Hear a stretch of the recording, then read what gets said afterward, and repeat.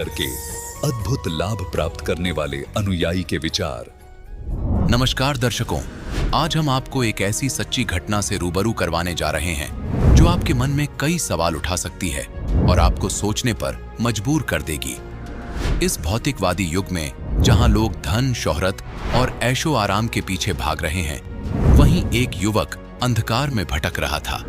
हम बात कर रहे हैं सोलन, हिमाचल प्रदेश के खेमचंद जी की, जो देवी देवताओं की पूजा से कोसों दूर थे, परंतु गुरु ग्रंथ साहिब के पवित्र पाठ में रुचि रखते थे। इनकी आर्थिक स्थिति डगमगा रही थी, जीवन संघर्षों से घिरा हुआ था और हर दिशा में निराशा छाई हुई थी। फिर एक दिन कुछ ऐसा हुआ जिसने इनकी पूरी सोच को झकझोर दिया और जीवन की दिशा ही बदल दी। इन्हें प्राप्त हुई जगत के तारणहार संत रामपाल जी महाराज की शरण, जिसने खेमचंद जी को वह सत्य की राह दिखाई जिसे वो अब तक अनदेखा कर रहे थे। एक ऐसी दीक्षा जो सिर्फ आस्था नहीं बल्कि सही साधना का मार्ग बताती है। संत जी के द्वारा प्राप्त भक्ति साधना से खेमचंद जी का जीवन अब पूरी तरह बदल चुका है।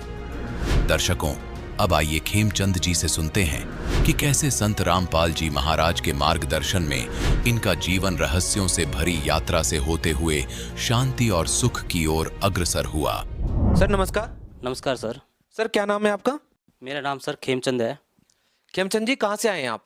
मैं सर गांव बड़ोआ और डाकखाना इक्खू और तहसील बद्दी, डिस्ट्रिक्ट सोलन से, हिमाचल प्रदेश से आया हूँ जी। संत रामपाल जी महाराज जी से नाम दीक्षा कब ली आपने?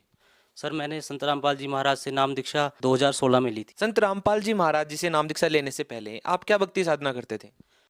सर भक्ति साधना तो मैं अभी वैसे कुछ नहीं करता था। मैं थोड़ा नास्तिक टाइप्स होता था पहले, और मैं थोड़ा गुरु ग्रंथ साहिब जी के बारे में, जैसे गुरु नानक देव जी हमारे, उनको थोड़ा मैं मानता था, आदर्श की दृष्टि से देखता था, और उनको ही मैं थोड़ा गुरबानियाँ वगैरह जैसे वही मैं सुनता था ज़्यादा। एक नास्तिक होते हुए संत रामपाल जी महाराज जी से कैसे जुड़े आप? तो एक हमारे गांव से एक भाई है हमारे, वो भी जुड़े हुए हैं संत रामपाल जी महाराज से, और तो मैंने उनसे कहा कि यार ऐसे ही मैं चला गया उनकी दुकान पे, थोड़ा उनसे भाईबंदी के रिलेशन थे हमारे। तो मैंने उनसे पूछा कि उनके उधर पोस्टर लगा हुआ था काफ़ी बड़ा गुरुजी का, तो मतलब कि मैं वैसे गुरुजी को वैसे जानता तो नहीं था, लेकिन मैंने सुना हुआ था कि ऐसे कोई संत रामपाल जी महाराज उनका हुआ था। तो जब मेरी शादी हुई थी, तो मेरे शादी में फ़ोटोग्राफी का काम करते हो भगत जी, तो मैं वो मेरे शादी में मतलब वीडियो बनाने का काम करते थे, वो वीडियो बनाने के लिए आए हुए थे। तो उन्होंने शुरू में जैसे गुरुजी की ऐड डाल रखी थी, उसमें उसमें जो एक आता है मतलब कि कबीर साहिब की वाणी है, गुरु गोविंद दो खड़े काके लागू पाए, वो वाणी थी, और उसमें मतलब कि संत रामपाल जी का मतलब कि शुरू में फ़ोटो डाल रखी थी। तो मैं सोच रहा था कि ये कौन है, मतलब कि ये तो, मैं कहा वो होगा कोई भाई, उनका गुरु होगा कोई, या पता नहीं कौन होगा, क्योंकि वो तो लगते नहीं गुरु, संत रामपाल जी महाराज तो गुरु लगते नहीं, जैसे कोई, जैसे हम तो मानते थे कि जो जिनकी दाढ़ी लंबी हो या जटा रखी हो वो गुरु होते हैं। तो मैंने उनके वहाँ देख ली वो फ़ोटो की, मैं कहा भाई ये कौन है, और ये बोलो वो हमारे गुरुजी है। मैं कहा कौन गुरुजी है भाई? बोलते हैं संत रामपाल जी महाराज। बोलते हैं भाई ज्ञान है, ऐसा है वैसा है, भक्ति बहुत अच्छी बताते हैं। मैं क्या, वो तो है भाई, वो तो पता नहीं होता होना। मैं क्या, अब जैसे और बताते थे, मैं तो गुरुवाणी ही पे ही उन पे ही रहता था। और फिर बाद में उन्होंने बोला कि आप भी इस ज्ञान को समझो, आप भी हमारे भाई है एक किस्म से, तो हम तो भी यही बताते सबको। मैं कहा उसमें होता था ऐसे ऐड आती थी भी, ब्रह्मा विष्णु के माता पिता कौन है, और मतलब शेरा वाली दुर्गा का पति कौन है। तो मेरे में भी मतलब जैसे शुरू से ही मैं थोड़ा ज्ञान भी रखता था, मतलब जैसे थोड़ा बहुत गीता भी पढ़ी हुई थी, गुरु ग्रंथ साहिब भी पढ़ा हुआ था, तो मैं ज्ञान सुनने का बड़ा इच्छुक होता था। मैं कि जहाँ भी मेरे को ज्ञान मिलता था मैं वहाँ दौड़ा चला जाता था। लेकिन आप तो बोल रहे थे कि आप नास्तिक टाइप के थे।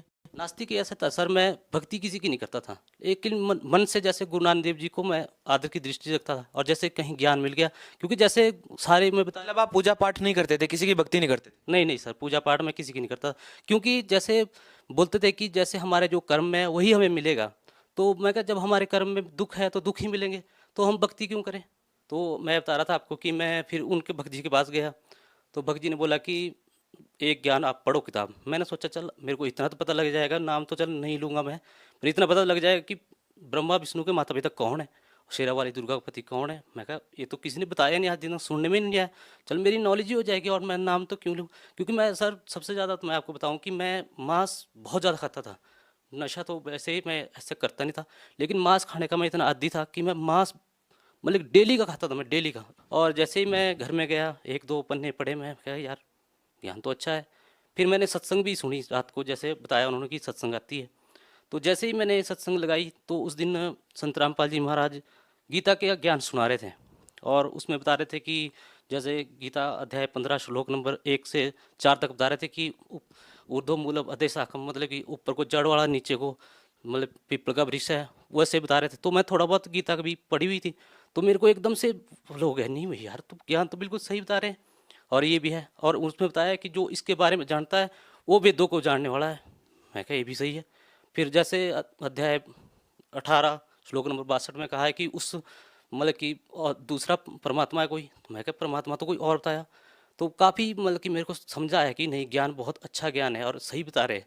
फिर जब दूसरे दिन मैंने सत्संग सुनी तो वही गुरु नानक देव जी के बारे में बता रहे थे, और मैं गुरु नानक देव जी के बारे में पहले भी जानता था और काफ़ी सुनता था उनकी वाणी।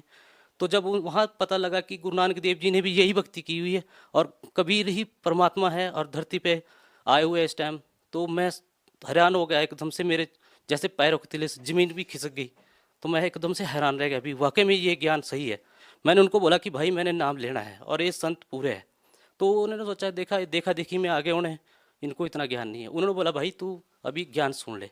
मैं कहा भाई मैंने समझ गया हूँ, और मैं जितना मैंने समझना था, क्योंकि गुरु नानक देव जी को मैं मानता था, और चाहे भक्ति जो मर्जी कुछ नहीं करता था, लेकिन मैं उनको मानता था। उनकी जो वाणी थी वो बहुत अच्छी लगती थी मेरे को सुनने में।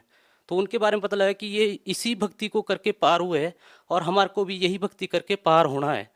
तो हम उस भक्ति को मिल गई हमारे को, तो हम उसके बाद जाने के लिए बहुत उत्सुक हो गए, भी हम जाएंगे। तो लगे भाई अभी सुन लो ज्ञान। तो मेरे को ये होगा कि पता नहीं मैं सुबह मेरे को होगी या नहीं होगी। तो मेरे को इतना डर हो गया कि मतलब कि अगर मैं मर गया सुबह को, क्योंकि यहाँ तो 1 मिनट का भरोसा नहीं, कब बंदा क्या हो जाए यहाँ तो मैं बोला कि मेरे को जाना है जैसे मर्जी। तो वो बोले भी चलते हैं, 1 मिनट आप सुनो। तो मैं 10-12 दिन मैंने बड़ी मुश्किल से निकाले कि मैं जाऊंगा जाऊंगा। परमात्मा से ही रहा कि मैं 10-12 दिन तक जैसे रोज़ सोचता था कि मैं जाऊंगा। वहाँ पे सत्संग में गए हम, जहाँ सत्संग थी, और वहाँ मैंने नाम दीक्षा ली। सर, एक नास्तिक होते हुए आप पहले बिल्कुल नास्तिक थे, किसी प्रकार की भक्ति आप नहीं करते थे, किसी देवी देवता पे आप विश्वास नहीं रखते थे, भगवान को आप नहीं मानते थे, और उसके बाद एक ऐसे संत को अपना गुरु बनाना, आज भगवान के रूप में उसको देखना, ये अपने आप में हैरान करने वाली बात है। सर हैरान करने वाली बात तो ऐसा है कि हमने कुछ पहले जैसे जो चीज़ हमने पढ़ी थी गीता में, वो हमें कहीं देखने को नहीं मिलती थी, और ना ही हमारे को कहीं कोई बताता था कि ये है वो है। और अपने ही सब गाते थे भी, मतलब कि कोई बोलता परमात्मा निराकार है, कोई कुछ बोलता था, कोई कुछ बोलता, वो हमको जचती नहीं थी बात। और रही बात देवी देवता की, जब वो उनको भक्ति करने से ही हमारे को दुख दे रहे थे, वो तो फिर हम उनकी भक्ति कैसे करते। लेकिन सर सवाल ये है कि ये यदि देवी देवता ही दुख दे रहे थे, तो अब संत रामपाल जी महाराज जी देवी देवताओं की ही भक्ति आप लोगों को बताते हैं, अब कैसे लाभ दे रहे हैं? ऐसा है कि सही तरीके से अगर परमात्मा की भक्ति करें, परमात्मा बोलते हैं कि अगर कर्म में कष्ट है और दुख है तो मैं उस दुख को बदल दूंगा। तो वैसे पहले परमात्मा ने क्यों नहीं बदले सर? सर पहले यूं नहीं बदले कि हम भक्ति सही नहीं कर रहे थे, वो जो देवी देवताओं की भक्ति कर रहे थे वो सही नहीं कर रहे थे। तो क्या अभी जो लाखों करोड़ों लोग हैं, इतने बड़े बड़े संत बैठे हैं, जिनकी लाखों की तादाद में शिष्य भी हैं, क्या वो सभी गलत भक्ति कर रहे हैं?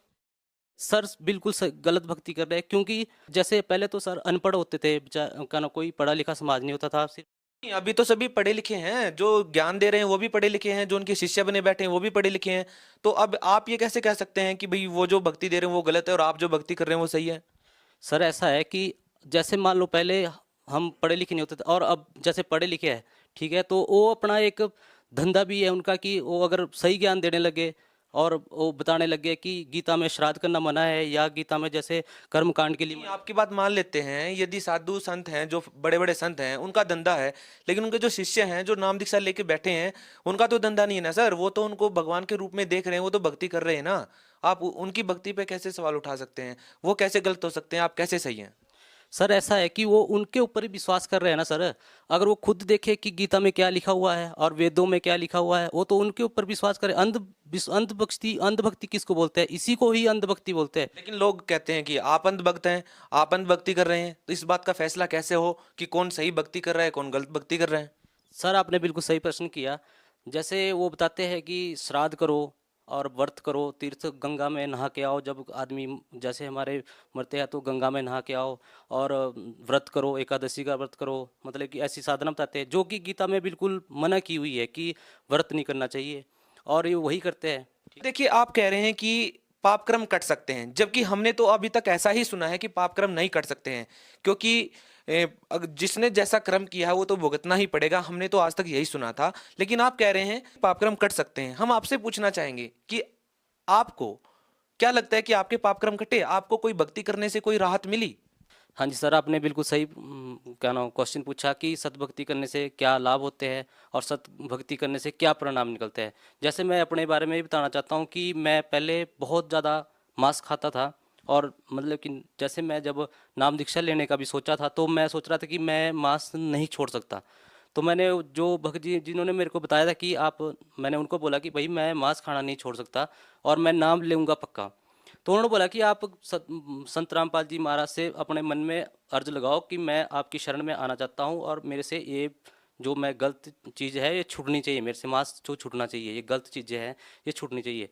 तो मैंने वैसे ही मन ही मन में अपने परमात्मा को, संत रामपाल जी महाराज को लगाया कि मतलब मैं इस चीज़ को छोड़ना चाहता हूँ और मेरे से ये छूटनी चाहिए। तो वैसे ही हुआ कि मैं जब नाम दीक्षा लेने के लिए जब जा रहा था तो उसके एक दिन पहले तो मेरा बिल्कुल इस चीज़ से मन हट गया था। मैंने बिल्कुल इसको आज तक नहीं छुआ और ना मैं छू सका सर। और लाभ मेरे को ये मिले कि जैसे मैं नाम दीक्षा लेके जब घर आया तो सारे घर वाले भी मेरे विरोध हो गए। वो लग गए बोलने कि आप काम नहीं करते, कहीं जाते नहीं, ये नहीं करते, वो नहीं करते। तो मैं भी थोड़ा उदास हो गया कि वाकई में मैं काम तो कुछ करता ही नहीं, मैं बेला रहता हूँ घर में। तो मैंने मन ही मन में परमात्मा से अर्ज लगाई अपने गुरुजी संत रामपाल जी से, महाराज की परमात्मा मुझे कोई 2 रोटी का रोज़गार दीजिए। संत रामपाल जी महाराज की दया से मुझे बहुत अच्छा रोज़गार मिल गया और मैं गाड़ी ली हुई अभी और उसको चला रहा हूँ। और क्या लाभ मिले सर? संत रामपाल जी महाराज से नाम दीक्षा लेने से पहले मैं 1-1 रुपए के लिए तरसता था, और आज संत रामपाल जी महाराज की इतनी दया हुई है कि मुझे बहुत मतलब कि लाभ हुए कि मेरे पास ना तो पैसे की कमी है, ना ही और किसी चीज़ की कमी है। और मैं एक बार अभी थोड़े दिन पहले की बात है कि मैं क्या नाम हिसार के लिए जा रहा था गाड़ी लेके, तो रास्ते में मेरा एक्सीडेंट हो गया। और जिस गाड़ी के साथ मेरा एक्सीडेंट हुआ वो आगे से आ रहा था, वो सोया हुआ था, उसको गाड़ी चलाते चलाते ही नींद आ गई थी। और जैसे ही मैंने साइड में लगा दी गाड़ी, वो तब भी मेरी गाड़ी के ऊपर गिर गया के, और वो 20 फुट दूर गिरा जाके, और मेरे वहीं के वहीं रह गया, मेरी गाड़ी को हिली भी नहीं। संत रामपाल जी महाराज की, हमारे गुरुजी की इतनी दया हो गई कि हमारे को कुछ भी नहीं हुआ, और उस गाड़ी का इतना नुकसान हो गया कि 40-50 हज़ार रुपये का उसका काम होना था। और जैसे ही मैं गाड़ी कुछ करके अपना वहाँ जाके फिर वापस घर लाया तो मैंने मिस्त्री को दिखाया, तो वो भी हैरान हो गया कि तेरी गाड़ी बची कैसे। तो इतना हमारे को लाभ हुआ, संत रामपाल जी महाराज की इतनी दया हुई कि हम उस टाइम बच गए। और सर एक लाभ और बताना चाहता हूँ मैं कि मैं जब वही गाड़ी लेने के लिए गया था तो मेरे पास पैसों की मतलब कमी थी, और वहाँ 25,000 रुपये देने थे मेरे को जब गाड़ी लानी थी। तो मैं जैसे गया, मेरे पास 20,000 का ही बंदोबस्त हुआ, मैंने किसी से उधार लिए, तो 20,000 रुपये मैं लेके वहाँ गया। तो उन्होंने बोला कि आपको 25,000 लाने थे। मैं कहा सर मेरे पास तो यही है और देख लो आप। तो जैसे ही मैंने उनको पैसे पकड़ाए और उन्होंने गिने, वो 25,000 निकले। तो मैं एक बार तो हैरान रह गया कि आप एक बार और गिनती कर लो। तो उसने दूसरी बार फिर गिनती की। मैं फिर भी बोला कि एक बार और गिनती कर ले भाई। तो उसने एक एक नोट करके मेरे को गिनाया और वो पूरे 25,000 निकले। तो जिस बंदे से मैंने वो पैसे पकड़ के लाए थे, तो मैंने उसको फ़ोन किया, भाई तूने मेरे को कितने पैसे दिए? तो वो बोला भाई तेरे को मैंने 20,000 रुपये दिए। मैं कहा कम या ज़्यादा तो नहीं दिए? वो सोचा कि शायद इसने ये कम हो गए होंगे। उसने बोला कि मैं बैंक से निकलवा के लाया था और बैंक से निकलवा के मैंने तेरे को दिए है। तो कम होने के या ज़्यादा होने के तो कोई चांस नहीं है, क्योंकि जब बैंक से कैशियर पैसे देता तो गिन के देता, और जब लेता है बंदा तो वो भी गिन के लेता है। तो उसने 20,000 ही दिए थे। वो तो संत रामपाल जी महाराज की कृपा हुई कि मेरे पास 25,000 हुए और मेरी गाड़ी अपनी आ गई। सर भगत समाज को क्या संदेश देना चाहेंगे? तो मैं भक्त समाज को यही मतलब अपने जैसे जगत भाई बहनों से यही प्रार्थना करना चाहूँगा कि आप अगर खुद भी सुने और औरों को भी सुनने का मौका दें आप, लेकिन पहले संत रामपाल जी महाराज का ज्ञान सुने, उसके बाद आप एक अपने आप ही आपको पता चल जाएगा क्या सही है और क्या गलत। बहुत बहुत धन्यवाद सर आपका। सत साहिब जी।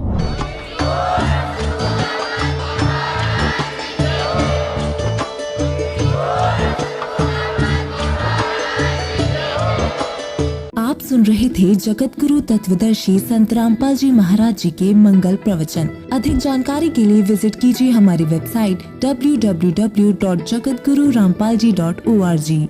संत रामपाल जी महाराज जी के शुभ आशीर्वाद से पूरे विश्व भर में 500 से भी ज्यादा नाम दीक्षा केंद्र हैं, जिन पर संत रामपाल जी महाराज जी द्वारा ऑनलाइन निशुल्क नाम दीक्षा दी जा रही है। अपने नजदीकी नाम दीक्षा केंद्र का पता करने के लिए संपर्क करें 8222880541।